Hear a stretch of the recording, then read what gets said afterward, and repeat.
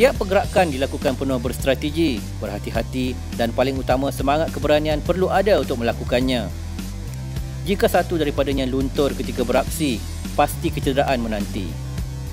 Parkour, seni pergerakan badan yang mula mendapat sambutan di negara ini, terutama dalam kalangan golongan muda. Jika dahulunya dilihat sebagai aktiviti yang sengaja mencari pasal untuk mencederakan diri, kini persepsi itu berubah sama sekali. Bukan mudah untuk seseorang itu menguasai teknik parkour kerana faktor kecergasan fizikal dan kesediaan mental menghitung kebarangkalian kesan setiap pergerakan amat dititik beratkan. Parkour sebenarnya adalah satu rekreasi. Ia untuk menguatkan badan, untuk menguatkan minda. Bila kita buat speed challenge atau free running competition, baru dia menjadi satu sukan. Okey, sebenarnya parkour adalah satu cara untuk memaafkan badan, untuk menguatkan minda. Kita menggunakan teknik melompat, teknik climbing and running dan menggabungkan mereka menjadi satu cara untuk menguatkan badan.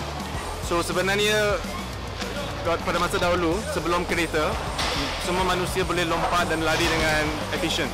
Tapi sebab sekarang ada komputer, ada teknologi, most of the time they're just sitting down and not moving so much. So parkour will help us to create that energy again.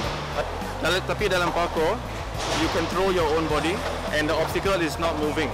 So you can actually control that environment. Sekarang ni kita ada lebih kurang 8,000 di seluruh Malaysia. Di Selangor dan KL kita ada lebih kurang 1,000 hingga 1,500. Bagi mereka yang berminat untuk menyertai parkour, terdapat beberapa teknik asas yang perlu dikuasai sebelum dapat mempersembahkan sebuah persembahan pergerakan yang menarik. Meskipun di Malaysia masih tidak terdapat lokasi khas untuk berlatih, namun terdapat beberapa pusat atau kelas untuk mempelajarinya. So, yang paling asas adalah namanya quadrupedal movement. Maksudnya kita go on the ground dan pakai tangan dan kaki untuk crawling.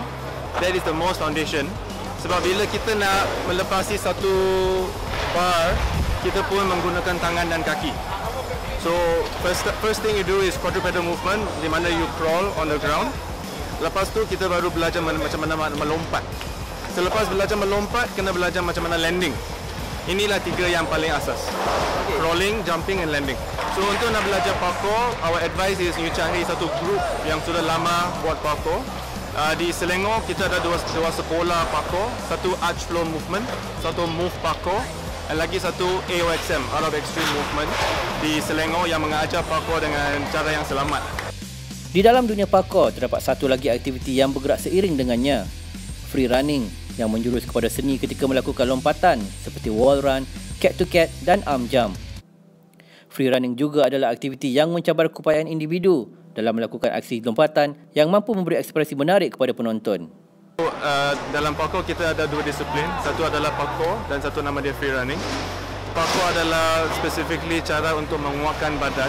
So kalau you ada satu route, point A ke point B, kita nak cari yang paling efisien. So kita akan terus, kalau ada obstacle kita akan naik. Kalau ada satu jarak kita akan lompat terus. Dan free running adalah freedom of expression. So kalau saya nak buat satu flip, kalau saya nak buat satu spin, saya boleh buat. So dalam point A, point B, tak semestinya saya akan terus pergi. Saya mungkin pusing belok sikit supaya nampak dia cantik. So free running, kita mengutamakan freedom of expression. Parkour kita mengutamakan kekuatan badan dan efisiensi pergerakan. Sebab parkour ada satu founder namanya David Bell dari Perancis dan free running dia punya founder Sebastian Falcon dari Perancis juga. So dia ada bapa sendiri. Jika ada yang melihat kedua-dua aktiviti itu hanyalah sebagai aktiviti rekreasi untuk mengisi waktu lapang dan membina kecergasan, sebenarnya parkour dan free running juga seringkali mempunyai kejohanan bagi menguji kemampuan mereka ketika beraksi.